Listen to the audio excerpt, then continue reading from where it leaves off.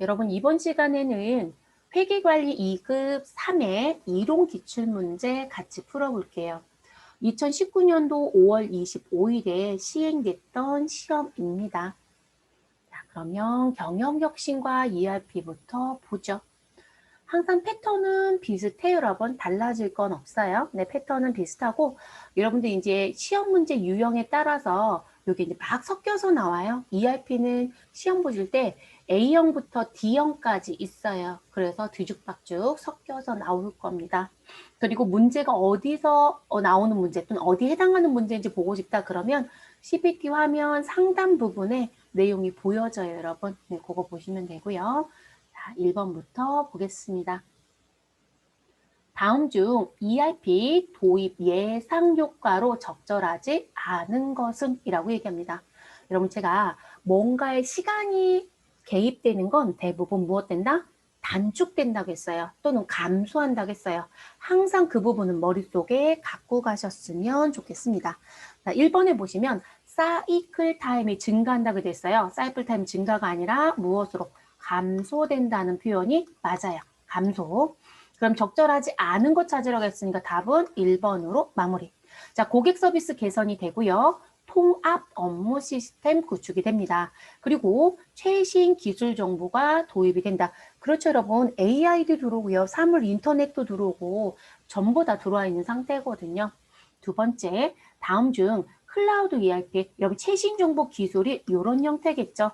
우리가 하드웨어에 저장했던 걸 지금은 클라우드라는 부분을 사용하죠. 그리고 클라우드라는 부분에 플랫폼 사업하는 사람들한테 임대해서도 쓰고요. 그래서 클라우드 ERP도 들어져 있습니다. 자, 그에 대한 특징 혹은 효과에 대한 설명에 대한 것이라고 볼 수 없는 것.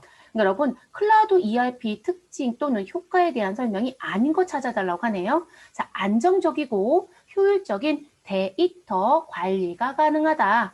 가능해요, 여러분. 네. 두 번째, IT 자원 관리의 효율화와 관리 비용이 절감된다. 왜 그러냐면 여러분 지금 이 부분은 변경됨에 따라서 우리가 커다란 자본 비용이 들어가지 않고도 우리는 빌려 쓸 수 있는 부분인 거예요. 그렇기 때문에 지금 효율이라든지 관리 비용이 절감된다는 표현은 맞아요. 우리가 다시 만들 게 아니라서.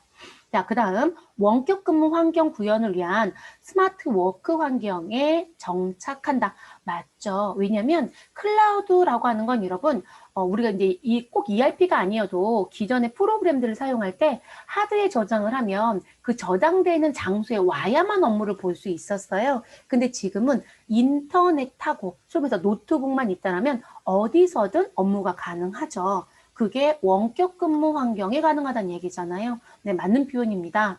네 번째, 폐쇄적인 정보 접근성을 통한 데이터 분석 기능. 여러분, 우리 클라우드 ERP 또는 확장형 ERP는 폐쇄적인 게 아니고요. 개방적인 부분이라고 얘기해야 돼요. 그래서 개방적인 정보 접근성을 통한 데이터 분석이 가능하다. 자, 그랬더니 그럼 우리 정보가 모두 다 유출되는 건 아닌가? 그럼 큰일 날 얘기죠. 우리가 보여줄 정보, 보여주지 않을 정보, 보안에 대한 수준들이 모두 다 있어요. 직원조차도 보안 수준이 다른데요. 그래서 그런 일은 없습니다. 답은 몇 번이 된다? 4번이에요. 개방적이라는 표현으로 바꿔주시면 되겠습니다. 세 번째 문제. 자, ERP 구축의 성공 요인에 가장 적절하지 않은 것은? 자, 지속적인 ERP 교육이 실시되어야 된다. 그렇죠, 여러분. 프로그램이라는 건 지속적으로 업데이트가 되죠. 그러면 사람도 업데이트가 돼야 되지 않을까요? 그래서 지속적 교육이 필요합니다. 자, 맞는 표현이고요. 자, IT 중심으로만 프로젝트만 추진한다. 이렇게 만자를 다 붙여놨을까요, 여러분? 자, IT 중심으로만 프로젝트를 추진하겠대요. 여러분, IT 중심으로 진행하는 ERP 구축은 없어요. 이렇게 되면 우리 회사하고 전혀 맞지 않아요. 그래서 ERP 구축할 땐 자사 환경에 적합해야 돼요. 그러니까 우리 회사에 맞는, 그래서 자사 환경에 맞는 걸 선택해야 되고요. 그리고 지금 현재 이 프로젝트 진행할 때 IT 중심이 아니라 지금 현재 진행되고 있는 업무들이 있죠. 네, 현업 중심의 이 프로젝트가 진행이 되셔야 돼요. 현업 중심의. 여러분, 현재 업무 방식을 고수하라는 게 아니고요. 현재 우리가 하고 있는 업무, 네, 현업 중심으로 우리는 ERP가 구축이 돼야 되죠. 아, 우리 회사 무역회사예요. 그럼 무역과 관련된 부분이 우린 못 쓰겠다. 아니, 언어도 지원이 안 되고 이러면 누가 ERP 도입하겠어요. 우리가 지금 다운어를 쓰는데 우리는 일어도 쓰고 그리고 한국어도 쓰고 영어도 쓰고 뭐 이렇더라면 그런 부분이 지원이 돼야 되지 않을까요? 그리고 통화에 대한 것도 지원이 돼야 되지 않을까요? 그래서 우리가 하고 있는 업무 중심으로 돌아가야 됩니다. 그래서 2번이 적절하지 않은 것.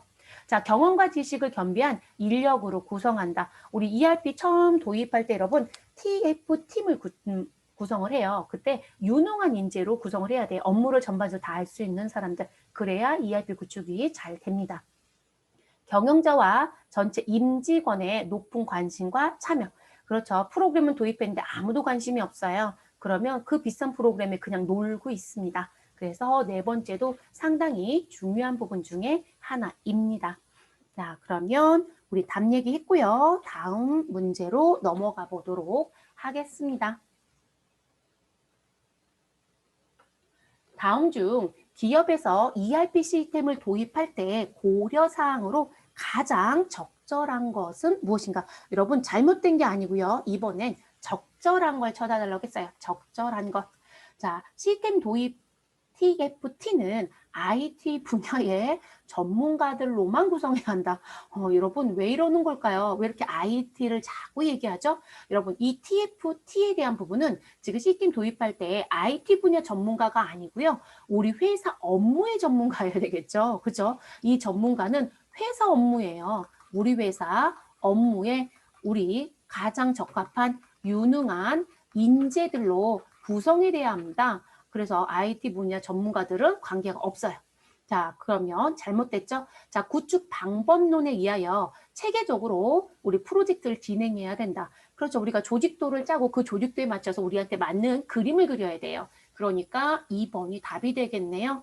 자, 세 번째, 단기적이고 가시적인 성과만을 고려하여 ERP 패키지를 도입한다. 이런 가시적 성과도 고려해야 되는 건 맞아요. 근데 우린 대체적으로 ERP는 단기적인 게 아니라 장기적인 입장으로 보셔야 돼요. 우리 오늘 일하고 안 할 거 아니에요. 그래서 우리 사업은 한번 시작을 하면 계속 간다는 관점이기 때문에 우리 장기적인 우리 부분으로 보셔야 합니다. 그래서 단기적이라는 표현을 쓰긴 좀 어렵습니다. 네 번째, 도입하라는 기업과 유사한 매출 규모를 가진 기업에서 사용하는 패키지를 선정한다? 아니 여러분, 우리와 비슷한 회사라는 부분으로 보진 않아요. 벤처마킹은 할 수는 있지만 그래서 우리가 도입하려고 하는 기업을 놓고 봤을 때 여러분 우리 무슨 부분? 우리 환경에 자사, 환경에 무엇한 적합한 프로그램을 쓰는 거예요. 적합한 프로그램. 여러분 이 문제를 또 어떻게도 바꿔낼 수 있냐면 다른 회사가 많이 쓰는 프로그램 이렇게 표현을 하시는 분들도 있어요. 근데 그렇게 해당되지는 않아요, 여러분. 네, 그래서 답은 지금 현재 2번이 맞고요. 4번도 잘못되었습니다. 다섯 번째 문제, 재무회계의 이해입니다.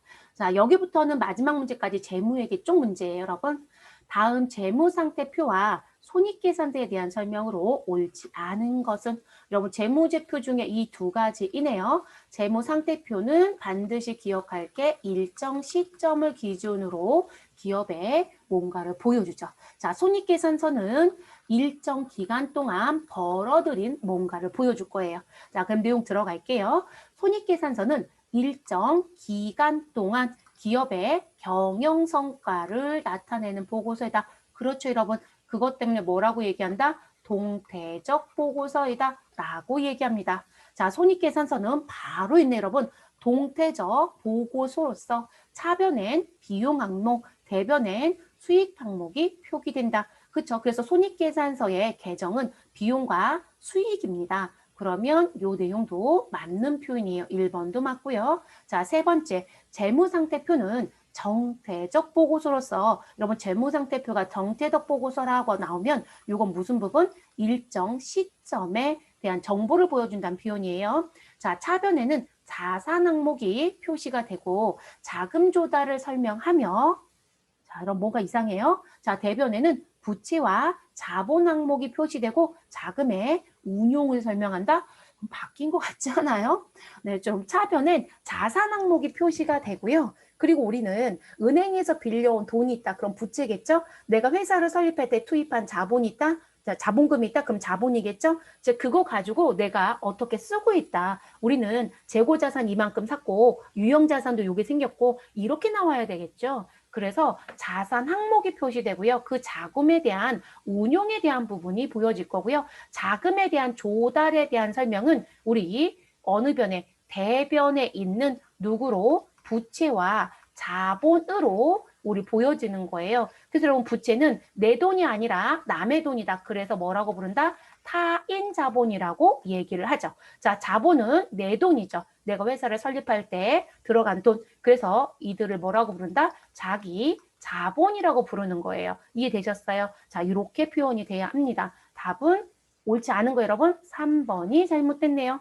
네 번째, 재무상태표는 일정 시점 기억에 누구를 재무상태표를 나타내는 보고서이다. 그죠? 그 회사가 지금 현재 얼마를 갖추고 얼마의 자산이 있고 그거에 대한 갚을 빚은 얼마이고 내 돈은 얼마인지 내용을 보여준다. 이런 표현이요. 그 다음 문제로 넘어갈게요, 여러분. 페이지 이동시켜 주시고 6번 문제부터 보겠습니다. 다음 중 개정 과목에 대한 설명이 적절하지 않은 것은? 라고 합니다. 여러분 이거 정의 묻는 문제죠? 대부분 다 맞출 거라고 생각합니다. 자, 미수금 일반적인 상거래 이외에서 발생되었다. 맞죠, 여러분? 우리가 외상매출금과 미수금 반드시 구분해요. 그래서 외상매출금은 일반적인 상거래에서 발생했다. 외상매출금. 근데 일반적인 상거래 이외의 거래에서 발생한 채권이다. 미수금. 맞습니다. 자, 선수금. 우리 선급금 미리 주거나 미리 받았다라는 미리 얘기가 들어갈 겁니다.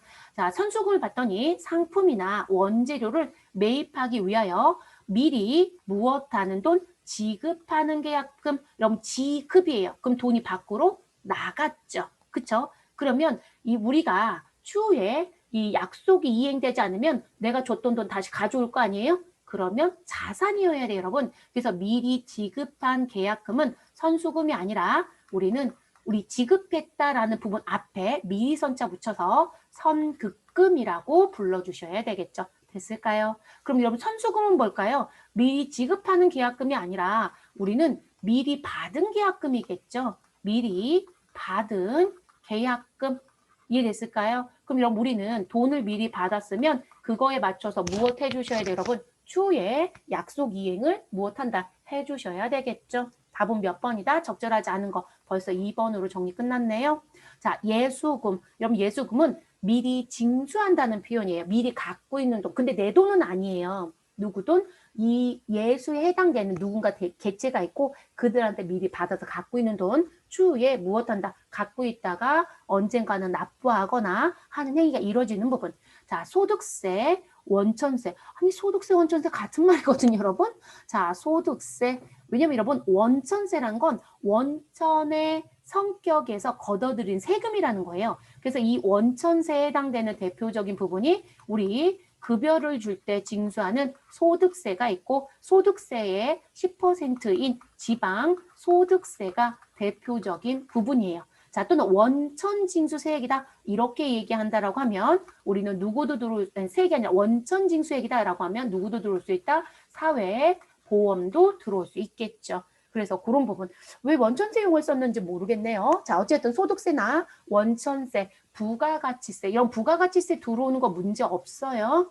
네, 왜냐하면 부가가치세는 사업자가 내는 세금이다 아니다? 아니 여러분. 누가 내는 세금이죠? 우리 마지막에 있는 최종 소비자가 내는 세금을 각각의 거래가 있을 때마다 우리는 발생되는 거거든요. 이해됐어요? 자, 그래서 최종 소비자가 내는 거기 때문에 우리는 각각의 단계마다 누군가는 내고 누군가는 받아와야 되는 부분이에요. 그래서 지금 매출자가 매입자한테 물건을 넘겨주면 매출자는 매입자한테 징수해서 갖고 있는 돈이에요. 그래서 우리가 매출했을 땐 뭐라고 부르고 부가가치세 예수금이라고 부르고 내가 사올 땐 내가 내는 세금이 아닌데 내가 부담을 했기 때문에 뭐라고 부르고 우리는 부가세를 대신 냈다고 해요. 그래서 부가세 대급금이라고 표현하죠. 그러니까 여기 부가가치세 들어온 거 문제되지 않습니다. 그래서 소득세, 원천세, 부가가치세 등 일지적 예수액을 회계 처리할 때 이용되는 계정입니다. 예수금 부채 계정이죠. 자, 가지급금. 자, 가지급금은 지급은 하였으나 내용을 알 수 없다. 금액이 아직 확정되지 않았다. 이런 식의 표현. 자, 현금을 지급하였으나 회계 처리할 계정 과목이라든지 금액이 무엇되지 않았대요? 확정되지 않은 경우에 일시적으로 사용되는 계정이다라고 합니다. 그래서 우리 가지급금 여기다 추가할게요, 여러분. 같이 기억합니다. 가수금은 받은 거예요. 근데 누구한테 받았는지 알 수 없다예요. 가수금. 됐을까요, 여러분? 자, 그리고 현금이 과잉되어 있거나 부족하다. 그러면 현금, 과, 부족이라는 부분이 있습니다. 자, 이 세 가지 계정 과목은 대표적인 무슨 계정이다? 일시적으로 사용되는 계정이다. 그래서 가지급금, 가수금, 현금, 과부족을 뭐라고 한다? 임시계정이다. 또는 숨겨져 있다. 그래서 비망계정이다. 라고도 얘기합니다. 공부할 땐 한꺼번에 같이 가는 게 좋겠죠. 그래서 제가 설명을 조금 더 깊이 해요. 자, 그래서 나온 부분 4번 설명 맞습니다, 여러분. 그래서 2번이 잘못됐다. 7번째 문제. 다음 중 자산 분류와 관련하여 그 성격이 다른 하나는 이라고 묻습니다. 여러분 상품은 재고 자산에 속하고 비품은 유형 자산에 속하고 제품 재고 자산에 속하고 원재료 재고 자산에 속하고 그럼 점수를 주려고 냈나 봐요. 우리는 몇 번이요? 2번이라고 체크하시면 되겠습니다. 8번째 문제 들어갈게요. 그림은 요거 말이에요, 여러분. 자, 주식회사 양촌테크의 재무상태 변동 내용에 따라 기초의 부채 금액을 계산하면 얼마입니까? 라고 묻습니다. 자, 자산의 기초는 14만 5천 원. 자, 그런데 기말의 자산은 18만 원입니다. 자, 부채의 기초는 모르겠다고 하고요. 자, 기말의 부채는 10만 원이라고 되어 있습니다. 자, 그리고 기중에 변동 내용을 가서 봤더니 자, 주식을 발행해서 2만 원이 들어오고 자, 현금 배당으로 인해서 5천 원이 나갔다. 이런 원리가 나와지네요. 그러면 여러분 우리 크게 생각을 해보시면 자산은 누구와 누구의 합쳐진 부분이라고 보시면 될까요? 여러분 자산은 자산은 부채와 자본의 합쳐진 부분이다. 이렇게 보시면 되겠네요. 그쵸? 자, 일단 그 기억은 나야 되겠죠. 그래서 우리는 일단 자산은 차변에 있죠. 대변에 있는 누구? 부채와 누구의 합으로 봐주시면 된다. 우리 자본의 합으로 봐주시면 되겠죠. 그래서 이렇게 시작을 하는 거고요. 제가 이거 왜 얘기할까요? 이거 계산하러 들어가야 되거든요. 네, 그래서 지금 설명을 드리는 부분이에요. 자, 그러면 지금 여러분 기초의 자산이 14만 5천 원이고 기말의 자산이 18만 원이면 일단 자산은 증가했어요? 감소했어요? 증가한 거죠. 네, 그래서 금액은 일단 증가는 했습니다. 그래서 증가는 했고요. 자, 그리고 여기 보시면 주식을 발행하면 자본이 증가한다고 보셔야 돼요. 감소한다고 보셔야 돼요. 증가한다고 보셔야 되겠죠. 네, 그래서 그 내용이 나올 거고요. 됐을까요? 자, 일단 요 큰 위에 써진 요걸 기준으로 정리해 볼게요. 자, 그럼 지금 무슨 부분? 기말의 내용은 다 볼 수 있지 않아요? 그죠? 그러면 여기 자산, 여기를 누구로 바꾸자? 기말로 바꿔볼게요. 기말. 그러면 지금 요 부분에 우리는 기말, 누구는 자산은. 자, 기말, 누구에서 부채에서 그리고 누구를 우리 기말 자본을. 자, 이렇게 합이 나오는 거죠. 그럼 지금 기말 자산은 얼마이고? 18만 원. 그럼 이 자리는 18만 원이 되겠네요. 자, 그리고 기말 부채는 얼마예요? 10만 원. 그럼 여러분 자연스럽게 우리 기말의 자본은 얼마가 돼야 돼요? 8만 원이 되어야 우리는 얼마가 된다? 18만 원이 되겠죠. 그러면 이렇게 해서 정리가 끝나진 거예요. 그러면 우린 지금 일단 누구까지는 정리가 끝났어요? 자본 얘기까지는 끝나진 상태예요. 그럼 이제 요거 내용이 끝났으니까 우리 이제 변화 얘기를 해볼게요. 자, 기말 자본이 8만 원입니다. 그러면 요 위쪽에 쓸게요, 여러분. 쓸 자리가 조금 여유롭지 않네요. 그래서 위에 기말, 누구는? 자본은.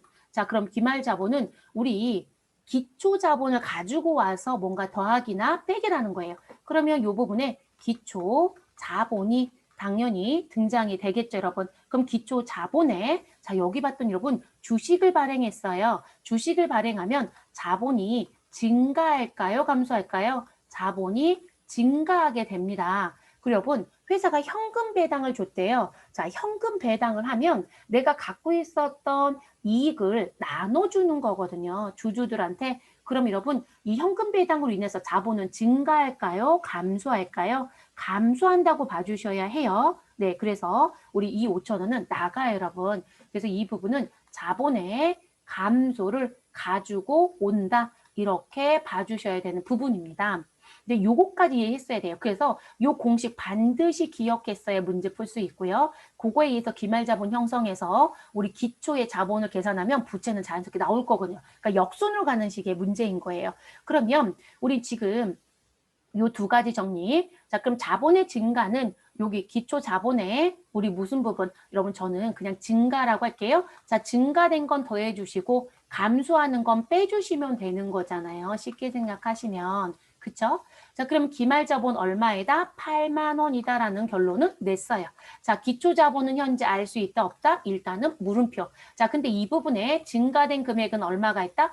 2만 원이 있다라고 주었습니다. 됐어요, 여러분? 자, 그리고 감소된 건 얼마가 있다? 5천 원이 있다라고 주어져 있습니다. 그럼 여러분, 지금 실질적으로 증가한 건 얼마가 된다? 15,000원이 되는 거죠. 그러면 우리 지금 여기 8만 원이 되려고 한다라면 지금 현재 내용이 정리가 되지 않아요? 여기 물음표에 들어가는 금액, 내가 8만 원이 되려면 얼마 있으시면 돼요? 6만 5천 원이 있으면 내용 정리가 되는 거죠, 여러분. 그래서 기초의 자본은 얼마가 된다? 6만 5천 원이 되겠죠. 됐어요? 자, 그럼 지금 요 자리에 제가 여기 기중에 대한 변동 내역을 줬는데요. 여기를 제가 자본이라고 해놓고요. 그리고 여기 기초 자리에 얼마를 나는 6만 5천 원이 있었어요. 이렇게 되면 여러분 부채 계산 돼야 안 돼요? 되죠? 네. 그러면 부채는 무슨 부분? 여러분 자산은 부채 플러스 자본이에요. 그럼 자산은 얼마이다? 우리 요 밑에다 그냥 쓸게요. 14만 5천 원의 기초 자산이 있었죠. 자, 부채는 모른다고 했고요. 그리고 우리 기초에 있었던 자본은 6만 5천 원이 됩니다. 그럼 여러분 지금 이 물음표에 들어가는 금액 우리 누구요? 기초 부채. 자, 기초 부채 금액은 누구에서 누구를 빼주시면 돼요. 우리 지금 14만 5천 원에서 6만 5천 원을 빼주시면 기초 부채가 나오겠죠, 여러분? 그러면 얼마가 되는 건가요? 우리 지금 기초 부채는 계산해 보시면 8만 원 맞아요, 여러분? 네, 그래서 기초 부채는 8만 원이 됩니다. 그럼 답은 몇 번이에요? 2번. 됐어요? 자, 그래서 답은 2번이 됩니다. 정리 이렇게 해주시면 되는 부분. 그러니까 이 문제는 난이도가 높다라고 얘기하기보다 여러분 기본적인 원리를 조금 알았어야 되는 문제예요. 네. 그래서 기본 정리 잘 하고 가실 것. ERP 문제 풀어보면 이런 패턴 문제들 자주 나와요. 그래서 우리 자산은 부채 플러스 자본이다. 그리고 그게 기초와 기말은 똑같이 움직이는 거예요. 그리고 지금 회사가 지금 실질적 이익이 났다 그럼 기말 자본은 더 커지는 거고요. 손실이 났다 그럼 기말 자본은 줄어들 수도 있어요. 근데 지금 8번에서는 이익이다 손실은 없고요. 그냥 주식을 발행해서 자본을 증가시키고 그리고 갖고 있는 돈에서 현금 배당에 의해서 자본이 감소된 것만 줬어요. 이 요건을 여러분들이 아는지 요거를 제대로 이해하는지에 대한 부분을 가지고 역순으로 계산하는 문제였습니다. 한 번 더 정리 잘 해주시고 그 다음 문제로 넘어가도록 하겠습니다. 9번째 문제입니다. 다음 재무제표 중 일정 기간을 중심으로 기업의 경영 성과 정보를 불특정 다수의 이해관계자에게 전달하는 보고서. 자, 여기서 찾아야 될 키는 뭐예요? 일정 기간이라는 키. 자, 그러면 절대로 재무상태표 못 들어요. 재무상태표는 뭐라고 우리가 얘기한다? 일정 시점이라고 얘기하죠. 그러면 일단 1번은 아웃. 자, 그리고 일정 기간에 기업에 무엇을 경영 성과를 보여준대요. 여러분 경영 성과는 얼마를 벌고 얼마를 써서 얼마 이익이 났는지 이런 얘기예요. 그럼 경영 성과를 보여주는 건 손익계산서죠. 답은 몇 번? 2번. 재무제표 정의 묻는 문제 여러분. 네, 이렇게 갑니다. 자본변동표는 뭐라고 얘기할까요? 일정 기간에 기업의 무슨 부분? 자본의 증감 내용을 상세하게 보여주는 거죠. 현금흐름표는 일정 기간에 우리 무슨 부분? 유동성을 판단하기 위해서 들어오고 나간 부분에 대한 내용을 정리하는 부분이라고 보시면 돼요. 자, 재무상태표는 일정 기간이 아니라 일정 시점에 기업의 재무 상태를 보여주는 보고서이겠죠. 그래서 자산부채 자본의 현재 상황, 네, 그런 걸 보여줍니다. 자, 10번 문제. 여러분 제가 ERP 문제 풀면서 무슨 얘기 했었냐면 현금 흐름표 반드시 숙지하고 들어가셔라. 자주 나온다고 했어요. 자, 다음 중 투자 활동으로 인한 현금 흐름에 해당하지 않는 것이라고 합니다. 자, 여기서 물어본 건 투자 활동. 우린 요 현금 흐름표는요. 활동이 세 가지가 있습니다. 일단 무슨 활동이 있다?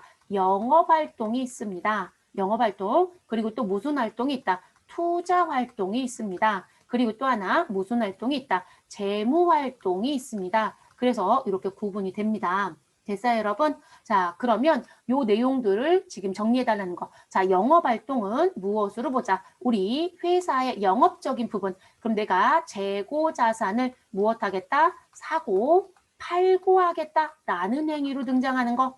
그럼 여러분 재고 자산을 사면 외상 매입금이 증가하고 재고 자산을 팔면 외상 매출금이 생겨 이런 식의 내용이겠죠? 네, 그런 부분. 그거에 이제 돈이 나갔는지 안 나갔는지 확인해야 될 거고요.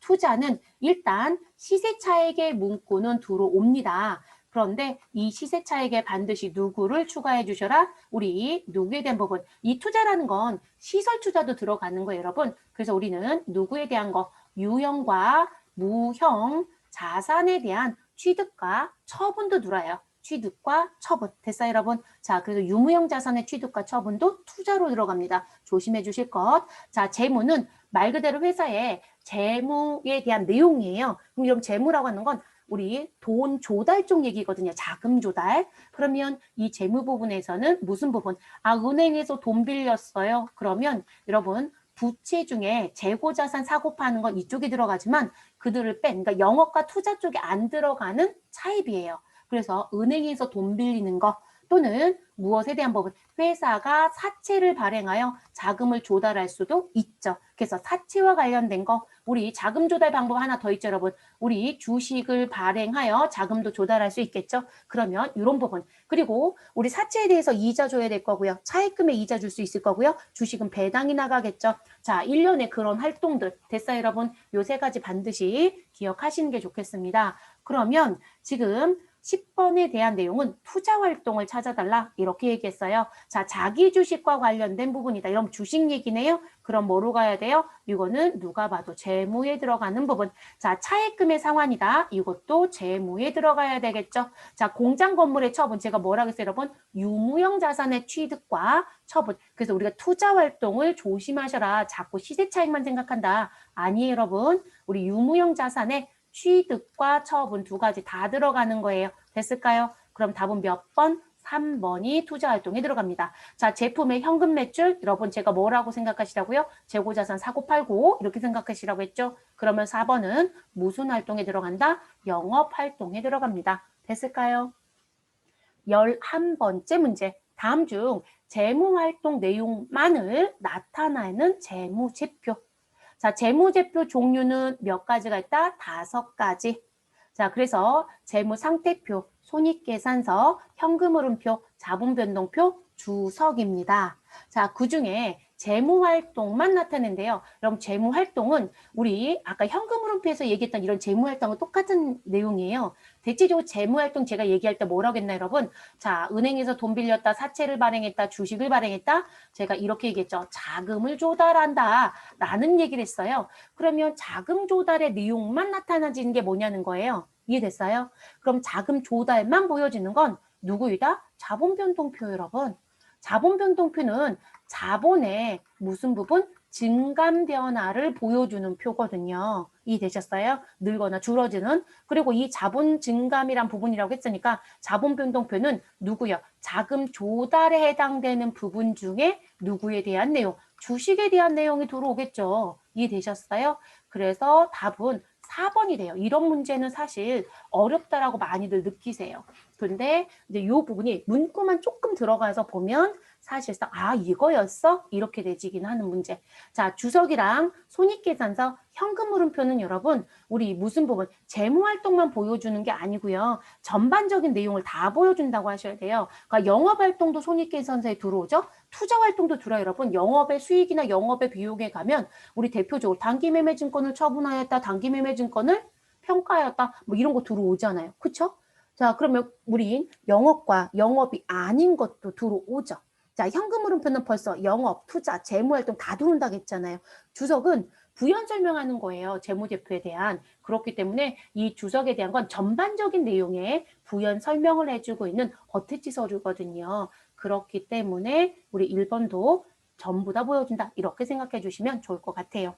자, 12번째 문제. 다음 중 회계상 거래에 해당하지 않는 것. 이런 회계상 거래로 보지 않는다. 그럼 우리는 무조건 기억할 게 있죠. 이런 무슨 부분이요? 나 계약만 했어 라고 하는 부분.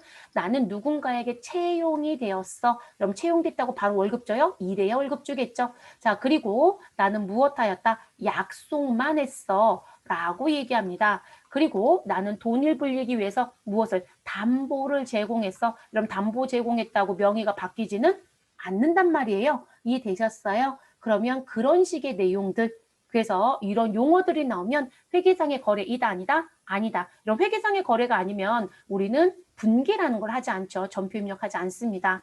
자, 첫 번째 법률 서비스를 제공하고요. 수수료를 받았대요. 돈이 오고 가는 거예요. 자, 회계상 거래 맞습니다. 그래서 차변에 우리 수수료 계정 쓰시고 대변엔 돈 나간 조건.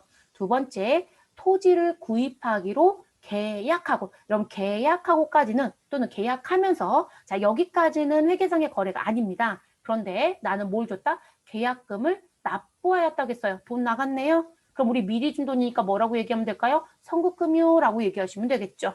자, 회계 처리합니다. 전화기를 무엇했대요? 구입했대요. 샀어요, 여러분. 매매는 모두 다 회계상의 거래가 되죠. 자, 네 번째, 정기적금을 가입하기로 무엇하였다? 약정만 했어요, 여러분. 이 약정은 제가 아까 여기 약속이라고 써드렸잖아요. 그거랑 똑같은 거예요. 나 하겠다라고 했던 거죠. 이해됐어요? 그래서 답은 몇 번이 된다? 4번은 회계 처리를 하지 않습니다. 이러면 약정하고요. 정기적금에 돈을 넣었어야죠. 그래야 우리 회계상의 거래가 되는 거예요. 자, 그 다음 문제로 또 넘어가 보도록 하겠습니다.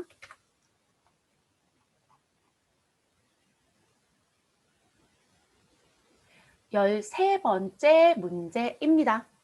자, 보기의 거래를 회계 처리한 경우 차변 내용으로 적절한 것은? 이라고 묻습니다. 여러분, 이런 문제는 뭐라고 생각하면 될까요? 분개하세요 라는 얘기하고 똑같은 거 아닌가요? 자, 주식회사 진주 A사원이 업무와 관련하여 무엇이 교통비 12,000원을 현금으로 지출하고요. 현금 영수증을 수령하여 제출하였다. 여러분 이거 그대로 분개하시면 차변에 뭐라고 쓰시면 돼요? 여비 교통비라고 써주시면 되겠죠.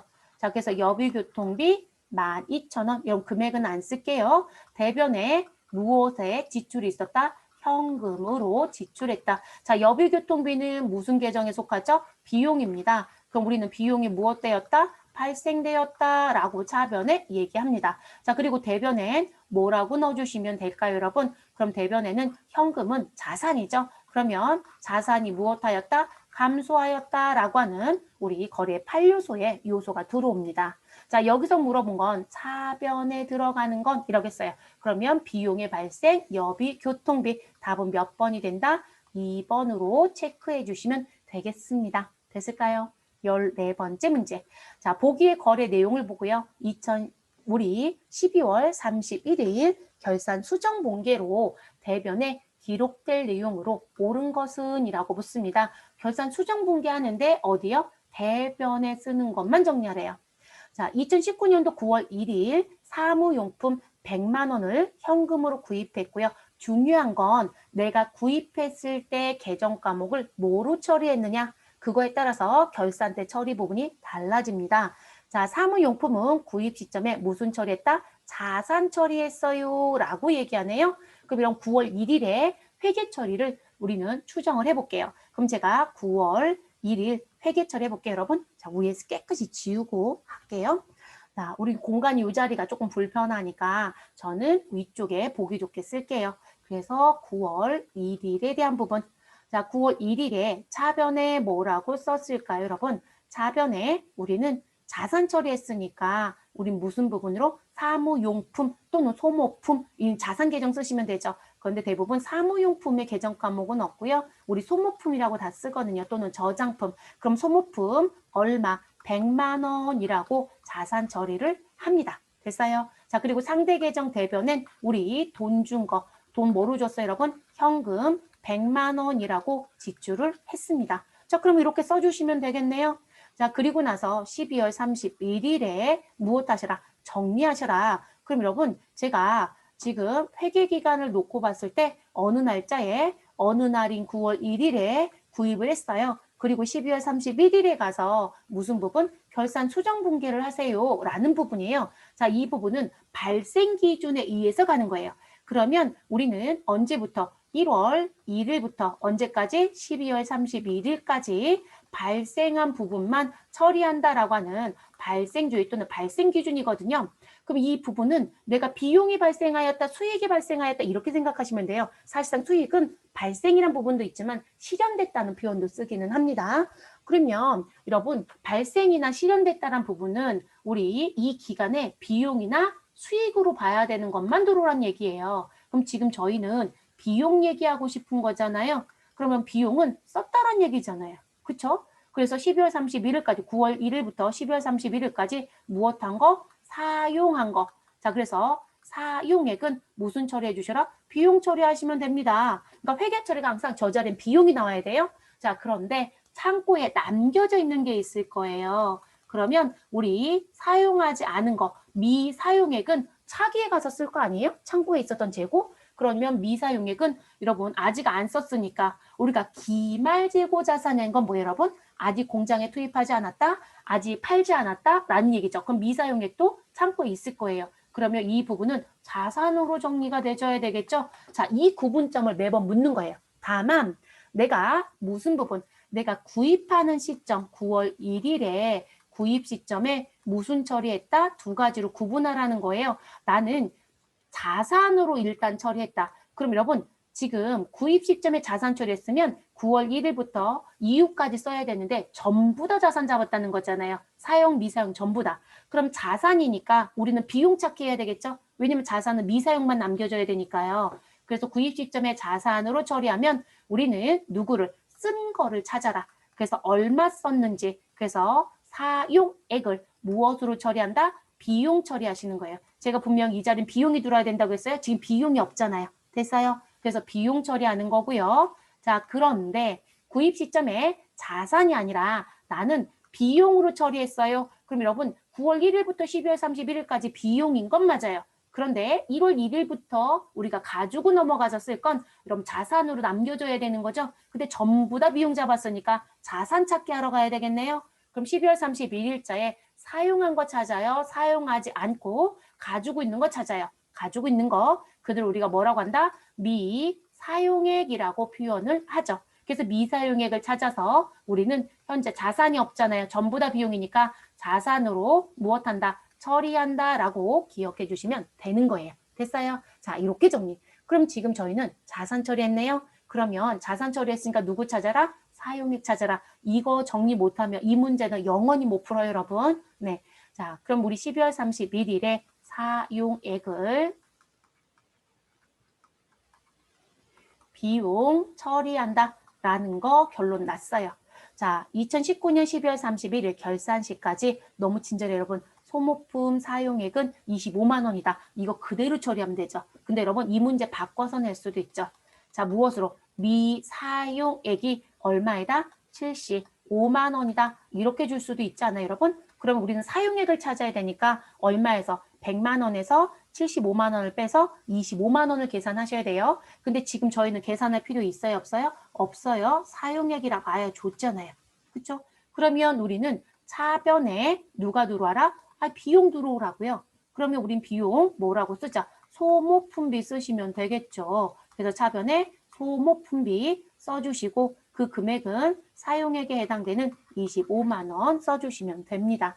자, 그 다음 어느 변? 대변에 갑니다. 대변은 지금 비용이 들어왔으니까 여러분 여기 자산이 딱 버티고 있었던 거 썼으니까 자산이 감소해야 되잖아요. 그러면 차변에 썼던 자산을 감소시켜 주시면 되죠. 그래서 대변에 누구를 쓰셔라? 우리 소모품이라고 하는 자산의 금액을 씁니다. 이게 얼마요? 동일하죠, 여러분? 25만 원. 그럼 실질적으로 미사용액 얼마만? 75만 원만 덩그리 남는 거예요. 됐어요, 여러분? 그럼 우리 여기서 물어본 건 뭐예요? 대변에 기록될 건 대변은 누구이다? 소모품 25만 원. 우리 답은 몇 번이 돼요? 2번이 됩니다. 여러분 무조건 빼시면 안 돼요. 제가 이 문제를 어떤 질문을 받아봤었냐면 왜 25만 원 회계 처리를 하니에요? 아니 25만 원 사용했다라고 했으니까 이 75만 원을 계산해서 걔 분개해야 되지 않아요? 라고 얘기하는데 그분 무슨 정리 못하는 거예요? 구의 시점에 내가 어떤 상황으로 회계 처리를 했느냐에 따라서 이후에 가서 금액을 맞춰주는 행위가 반대로 가는 거란 말이에요. 그 정리를 못했다는 얘기죠. 그래서 우리가 지문에 미사용액을 무조건 주지 않아요, 여러분. 빼는 금액을 주지 않는다고요. 벌써 결론 난 걸 줄 수도 있는 거예요. 반드시 확인하시고 정리하시면 좋겠습니다. 여러분, 24번 문제는 모든 시험의 단골 문제예요. 다만 ERP는 이걸 이론으로 자주 내요. 특이하죠. 네, 이론으로 워낙에 자주 내고 있는 문제 중에 하나이기도 합니다. 자, 그 다음 문제로 넘어가 볼게요, 여러분. 우리 15번 문제 넘어가면 되죠. 다음 중 설명이 틀린 것은 어느 것인가 라고 얘기하네요. 자, 자산의 증가와 부채의 증가는 서로 결합될 수 있다. 여러분, 자산의 증가는 어느 변 요소이죠? 자산의 증가. 우리 차변에 있는 차변 요소이죠. 자, 부채의 증가는 어느 변에 있는 요소이죠? 여러분, 대변에 있는 요소이죠. 자, 이런 걸 물어볼 땐 거래 8요소에 차변에 등장하는 요소 4가지와 대변에 등장하는 4가지 요소가 만나는 건 문제가 없어요. 그걸 결합한다고 하는 거니까. 됐어요, 여러분? 네, 그러면 우리 맞는 표현인 거죠. 우리 같은 라인에 있는 건 안 돼요. 차변에 있는 4개 요소 있죠. 그런데 그들이 만나서 결합이 될 수는 없어요. 네. 그래서 이건 맞고요. 두 번째, 일정 기간 경영 성과를 나타내는 것이 손익계산서이다. 맞습니다. 일정 기간의 경영 성과. 자, 보관 중이던 상품이 화재로 소실된 경우도 회계상의 거래에 속한다. 그쵸? 우리 일상생활의 거래로 보지는 않지만 회계상의 거래에 보는 부분 중에 하나가 무엇일까요? 우리 내가 가지고 있었던 자산이 무엇되었다? 소실되었다라는 게 가장 대표적인 부분이죠. 또는 내 자산이 도둑이 들어와서 도난당했다. 이런 식의 행위들. 아무도 이걸 회계 처리, 우리 일상생활에서는 거래라고 안 하잖아요. 근데 회계상에서는 거래라고 얘기를 하죠. 그러면 이 소실된 거 우리는 처리해 주셔요, 여러분. 그쵸? 화재가 내가 일부러 불을 낸 게 아니라면 우린 불강력적인 거로 인정이 되죠. 그래서 재해 손실로 정리하시고 내가 갖고 있던 상품은 대변에 가서 없어지고 그리고 다른 계정을 보냈다는 타계정 대체를 꼭 해주시면 되겠습니다. 네 번째 문제. 비유동자산은 회계 연도 말부터 1년 이내에 현금화가 되거나 실현될 것으로 예상되는 자산이다. 여러분 지금 회계 연도 말 다른 말로 얘기하면 이거 뭐라고도 할 수 있어요? 보고기간 종료일이라고도 표현할 수 있고요. 그래서 보고기간 종료일 또는 회계 연도말 또는 결산일을 기준으로 1년 이내에 현금화가 되거나 실현될 것으로 예상되는 건 우리 비유동이 아니라 유동자산이죠. 자, 그래서 비유동자산은 보고기간 종료일을 기준으로 1년이 경과돼요, 여러분. 네, 그렇게 기억하셔야 되겠죠. 틀린 건 몇 번이 돼요? 4번. 이건 전반적인 회계의 내용을 전부 다 물어본 문제였네요. 16번째, 다음 중 현금 및 현금성 자산으로 분류할 수 없는 것. 자, 여러분, 현금 및 현금성 자산은 일단 누가 들어온다? 현금이 들어온다. 자, 여기에 누가 더해져야 돼요? 우리 요구불 예금이라는 게 더해져야 되죠. 자, 그래서 요구불 예금이 더해지고요. 자, 그리고 그 다음 여기에 누가 더해진다? 우리 만기가 3개월 이내에 도래합니다. 라고 하는 현금성 자산. 자, 이 세 개가 더해진 걸 우리는 통합계정 과목으로 뭐라고 얘기해요? 현금이 현금성 자산. 자, 그리고 이 현금은 다시 두 가지의 합이 되죠. 우리 무슨 부분이요? 통화라고 하는 부분. 그래서 우리 지폐나 주화. 자, 여기에 통화를 대신해서 쓴다. 그래서 통화 뭐라고 얘기해요? 대용 증권이라는 표현을 쓰죠. 자, 이 통화 대용 증권에 절대로 들어가면 안 되는 제외가 있어요. 그거 반드시 기억해야 되죠. 그러면 여기에 들어오는 대표적인 게 무엇이다? 제외되는 거. 우리 수입인지 참 열심히 내죠, 여러분. 또는 우표를 사서 가지고 있다. 아니 회사가 왜 우표를 갖고 있어요? 라고 하는데 대량으로 우편물을 보내는 분들이 있어요. 그럼 우표를 갖고 있기도 해요. 요즘에는 사실상 그 우편물 상단에 적용하는 날짜 기재에서 약정을 하기도 하지만 어쨌든 우표 들어올 수 있어요. 그리고 누가 하나 더 들어오죠? 미리 발행한 수표, 선수표라는 게 들어올 수 있죠. 이들은 통화대용증권을 본다 안 본다? 안 봐요, 여러분. 그래서 요거 기억해 주시고, 자, 요고불 예금은 누구 있죠, 여러분? 요고불 예금의 대표적인 건 당좌 예금. 자, 그리고 또 하나 누구요? 보통 예금. 이 두 가지가 가장 대표적인 부분이죠. 그러면 요 부분 내용 찾아주시면 되잖아요. 자, 여러분 지폐는 뭐예요? 통화잖아요. 맞죠? 자, 배당금 지급 통지표. 자, 우리 배당 받아가라고 통지서가 와요, 여러분. 그거 그대로 제시하면 현금처럼 바로 돈이 들어와요. 그래서 그 내용이고요. 자, 그리고 수입인지 안 된다고 했어요, 여러분. 수입인지, 우표, 선수금, 아니 선수표. 자, X 이 부분은 우리 들어오지 못합니다. 당좌 예금, 요구불 예금의 대표적인 계정. 그래서 해당되지 않는 건 3번. 16번 문제도 너무 자주 나와요, 여러분. ERP뿐만이 아니라 모든 시험에 반드시 기억합니다.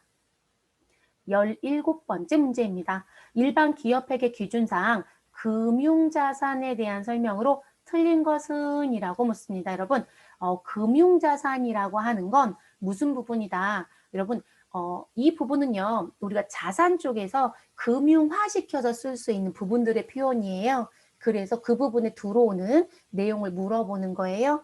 자, 1번, 단기간 내에 매매 차익 목적으로 취득한 유가증권은 단기 매매 증권으로 분류한다. 여러분, 맞아요. 그래서 금융자산에 들어오지 못하는 건 미리 주고 받는 애들은 못 들어와요, 여러분. 그런데 그렇지 않고 내가 투자로 갖고 있었던 돈이라든지 또는 은행에 가지고 있는 금융상품이라든지 그리고 여러분 재밌는 건 채권에 매출 채권도 들어올 수 있는 소지는 사실 있어요. 그래서 이제 그런 부분들. 근데 지금 문제는 거기까지 나간 거 같지는 않네요, 여러분. 눈으로 딱 봐도요.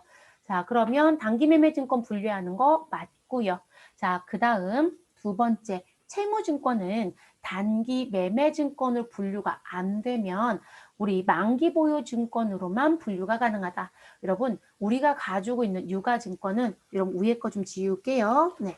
자, 그럼 우리가 갖고 있는 유가증권은 형태상 분류가 있다라는 건 아시죠? 네. 유가증권은 형태. 어떤 형태를 띠고 있느냐? 그래서 형태상 분류가 있어요. 자, 형태상 분류가 무슨 증권이다? 채무증권. 만기가 있는 증권, 그래서 채무증권과 무슨 증권으로 나뉜다? 우리 지분증권으로 나뉘게 되죠. 그래서 이렇게 구분이 됩니다. 그럼 지분증권의 대표적인 게 무엇이다? 주식이에요. 주식. 자, 채무증권의 대표적인 게 무엇이다? 사채 또는 국공채. 자, 그들이 들어와요. 됐을까요? 그럼 여러분, 자, 요걸 가지고 우리가 단기 매매 증권에 갈 수 있느냐? 아니면 우리 매도 가능 증권에 갈 수 있느냐? 아니면 만기 보유 증권에 갈 수 있느냐? 이 얘기를 하고 싶은 거예요. 그러면 여러분, 채무 증권이라는 건 만기가 있는 부분이잖아요. 그렇죠? 그 부분이 분류될 수 있는 부분. 그러면 우리 유가증권은 형태상으로 회계 처리하는 게 아니라 너 유가증권은 무슨 이유로 가지고 있어? 라고 해서 보유 목적상에 의한 분류를 반드시 하셔야 돼요. 이게 회계 처리하는 개정 과목이거든요. 그럼 이 두 개 가지고 보유 목적상에 무엇 하겠다? 구분하겠죠. 그러면 지금 나는 단기 시세 차익 목적으로 가겠다. 그래서 단기 매매 증권으로 우리 누구요? 채무증권 들어올 수 있어요. 여러분 지분증권도 단기 매매 증권으로 당연히 들어옵니다. 됐을까요, 여러분? 자, 그리고 무슨 얘기가 들어올 수 있을 것이다. 나는 만기까지 가지고 있을 예정이다. 누구를? 사채를. 그쵸? 발행하는 사람은 사채이고요. 사는 사람은 유가증권인 거니까 투자자산에. 자, 그러면 여기엔 누가 들어온다? 만기 보유 증권이 들어올 수 있겠죠. 그래서 만기 보유 증권 됐어요, 여러분? 그러니까 이 만기 보유 증권은 누구밖에 안 들어온다? 채무증권밖에 못 들어요, 여러분. 됐어요? 그럼 지분증권을 가지고 만기까지 가지고 있다는 얘기는 하지 않겠죠. 그래서 지분증권의 만기 보유 증권은 들어오지 않습니다. 됐을까요? 자, 그 다음 나는 단기 매매 증권도 아니고 만기 보유 증권도 아니고 회사에 영향력을 행사할 만큼의 유가증권을 갖고 있지도 않다. 그런데 나는 장기간 갖고 있다가 언제든지 내가 마음만 먹으면 팔아버리겠다. 자, 그들을 뭐라고 얘기해요, 여러분? 매도 가능 증권이라고 해요. 그러면 매도 가능 증권은 채무증권도 들어갈 수 있고요. 우리 지분증권도 매도 가능 증권에 들어갈 수 있습니다. 자, 제가 매도 가능 증권 얘기할 때 어디에도 속하지 못한다고 했어요. 그중에 영향력 행사 얘기했습니다. 네, 그 중대한 영향력을 행사할 수 있다. 유의적인 영향력을 행사할 수 있다. 그 부분은 그 회사의 지분율이 얼마냐에 따라서 무엇할 수 있어요. 내가 가서 큰 소리를 칠 수 있죠, 여러분. 우리 얘기할 때 대주주, 개미주주라는 소액주주가 있죠. 대주주는 실질적으로 1% 이상이면 대주주로 분류가 돼요. 회계상에서는 그 영향력 행사를 20% 얘기하지만 그걸 우리가 뭐라고 얘기한다? 지분법 적용 투자 주식이라고 얘기합니다. 그러면 이렇게. 그럼 여러분 지금 지분법 적용 투자 주식은 채무증권은 안 들어와요. 그럼 얘는 누구만 들어온다? 지분증권만 들어와요. 됐어요? 그럼 지금 여러분 구분할 건 지분법 적용 투자 주식과 그리고 만기 보유 증권은 채무만, 지분법 적용 투자 주식은 지분만 이렇게 기억하고 단기 매매 증권, 매도 가능 증권은 채무증권이든 지분증권이든 모두 다 해당이 됩니다. 됐어요? 자, 그럼 여기 볼게요. 채무증권은 단기 매매 증권으로 분류가 되지 않으면 만기 보유 증권으로만 분류가 가능하대요. 여러분 제가 지금 열심히 얘기했죠? 만기 보유 증권으로만 분류가 가능해요? 아니잖아요. 채무증권은 단기 매매 증권, 만기 보유 증권, 매도 가능 증권으로도 갈 수 있다 없다? 있다. 그러니까 이 만자가 잘못된 표현인 거죠. 틀린 거 찾으래요. 답은 몇 번? 2번입니다. 그래서 단기 매매, 만기 보유, 그리고 매도 가능 증권으로 분류가 됩니다. 세 번째, 단기 매매 증권 취득 시 발생된 매입 수수료 물어보네요. 자, 이건 뭐로 처리한다? 단기 비용 처리하죠, 여러분. 그리고 그 단기 비용은 판매비와 관리비이다 아니면 영업 외 비용이다. 영업의 비용이에요. 네 번째, 만기 보유 증권 취득 시 매입 수수료는 취득 원가에 무엇한다? 가산한다. 그래서 머릿속에 무조건 뭐라고 가져가자? 자산의 취득과 관련된 취득 부대 비용은 무조건 가산하자. 다만 단기 매매 증권은 비용 처리한다. 단기에 비용 처리한다. 그렇게 기억해 주시면 가장 좋을 것 같습니다. 자, 17번 문제 마무리 됐어요. 자, 그 다음 문제로 넘어갑니다. 자, 18번째 문제.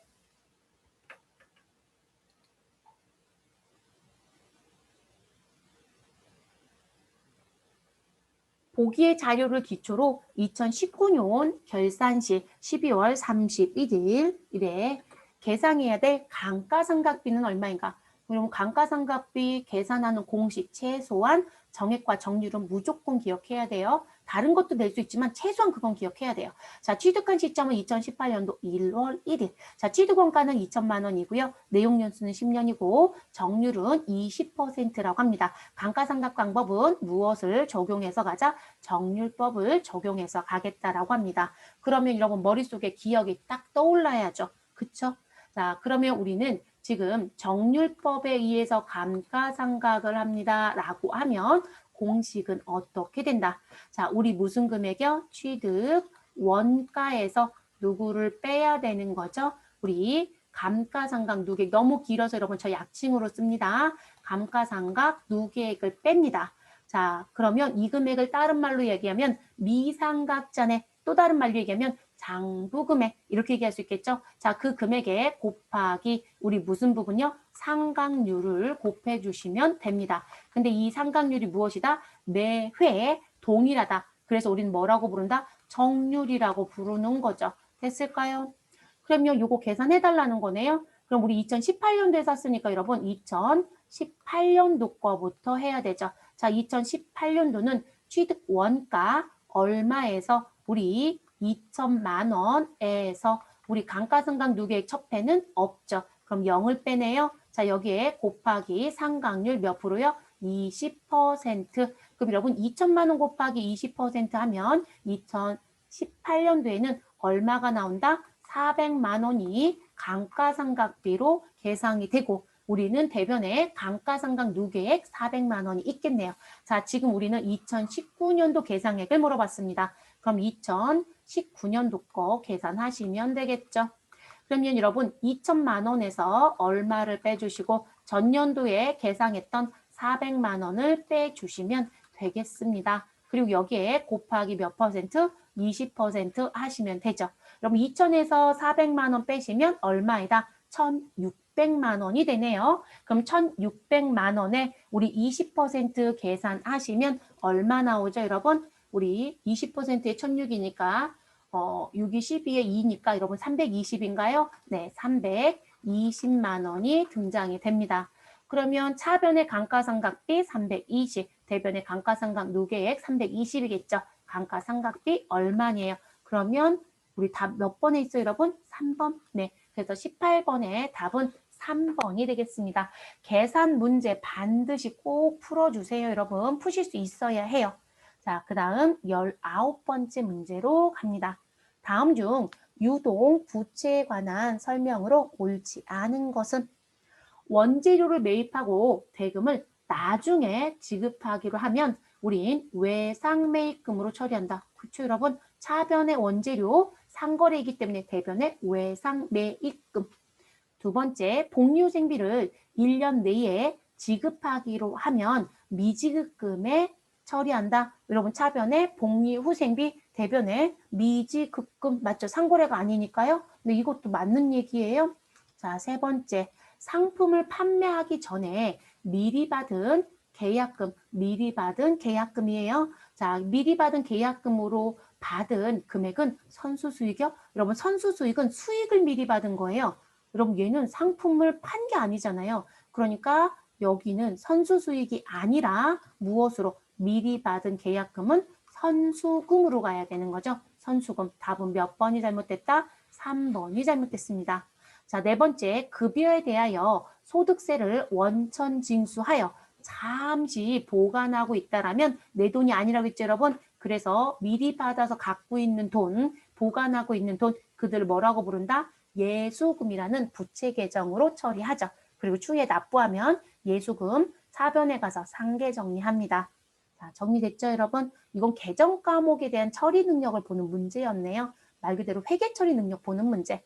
자, 20번째 문제. 다음은 자본에 대한 분류이다. 연결이 잘못된 것. 여러분 자본의 항목은 몇 개이다? 5개. 자본금, 자본잉여금, 자본조정, 기타 포괄 손익 누계의 이익잉여금으로 구분합니다.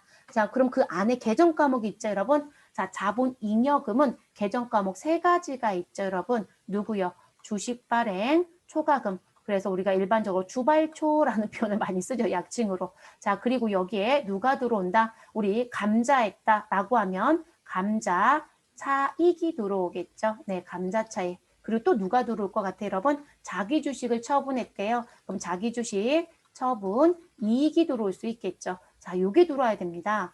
그럼 자기 주식은 어디에 가냐요? 여러분, 이 자기 주식은 자본 조정에 들어가요. 자본 조정. 자, 그럼 여러분 1번 자본잉여금 틀렸네요. 답은 1번으로 끝내주시면 되겠네요.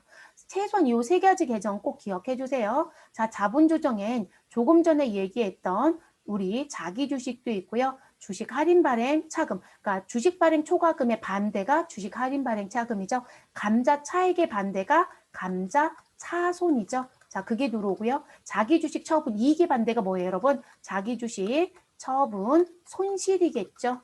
됐어요, 여러분? 요게 들어옵니다. 자, 기타 포괄 손익 누계액. 자, 해외 사업을 하는 과정 중에 환율의 차이. 그걸 해외 사업 환산 손익이라고 얘기합니다. 자, 그리고 계정 과목이 정말 긴 게 하나 있어요. 무슨 부분? 우리 현금 흐름 위험 회피에 대한 우리 파생상품 손익이 있습니다. 저는 그거 그냥요, 파생상품 손익으로 기억하세요라고 얘기해요. 그래서 파생 상품에 대한 손익이라는 계정도 들어올 수 있어요. 자, 여기 또 하나 들어와야 되는 거 뭐가 있다? 우리 매도 가능증권에 대한 평가손익. 그래서 매도 가능증권 평가 손익이 있어요. 자, 그래서 이것도 들어와야 되고요. 됐을까요? 그리고 또 하나 모두 들어와야 될까요, 여러분? 우리 무슨 부분? 유형자산 얘기할 때 여러분 재평가를 배운 적이 있을 거예요. 그러면 배우신 적도 있고 안 배우신 적도 있고, 왜냐하면 회계 2급이기 때문에 여러분들 제 강의를 들으실 때 어디까지 공부했는지에 대한 차이는 조금 있을 것 같아요. 그래서 우리는 재평가와 관련된 재평가 잉여금이라는 계정이 있어요. 그래서 이 재평가 잉여금도 이 부분에 들어옵니다. 자, 그래서 들어온 부분. 그럼 그 중에 하나 들었으니까 맞습니다. 자, 이익잉여금의 대표적인 건 누구이다? 이익 준비금의 가장 대표적인 법정 적립금이죠. 임의적립금에 들어가는 건 회사가 만들어 쓰는 거기 때문에 여러분 계정 과목은 얼마든지 본인들이 설정해서 쓰실 수 있고요. 자, 그래서 우리 이렇게 정리. 이런 문제도 자주 내는 패턴. 네. 그래서 계정 과목에 대한 부분의 연결고리 찾기. 근데 이건 자본에서 또 자주 내고요. 그리고 이런 경우도 있어요. 1번부터 4번까지 계정 과목 쫙 나열하고 무슨 부분이요? 성격이 다른 하나를 찾아주세요. 그 문제 낼 때는 자본 잉여금과 자본 조정 계정을 섞어요. 이해되셨어요? 그래서 세 개는 자본 잉여금, 하나는 자본 조정, 또는 반대로 세 개는 자본 조정, 하나는 자본 잉여금, 이런 식의 계정을 섞어놓고 성격을 무엇해라 찾아주세요 라고 하는 문제들을 또 출제하기도 하고 있습니다. 그래서 그런 부분들은 반드시 숙지를 좀 하시는 게 좋겠습니다. 자, 이렇게 해서 우리 기출문제 19년도 3회 이렇게 마무리하겠습니다. 특이점이 있었던 문제는 그닥 있다고 보기엔 조금 어렵고요. 근데 전반적으로 기본적인 개념을 조금 탄탄하게 가져갈 수 있는지에 대한 부분을 조금 묻고 있고, ERP 준비하실 때 제가 계속 잔소리점만 매번 기출문제 풀 때마다 얘기하지만 현금 흐름표 문제가 자주 나와요. 그쪽 문제 절대 틀리지 않게끔 해주시는 게 좋겠습니다. 자, 수고들 하셨고 다음 기출 문제에서 또 뵙도록 하겠습니다.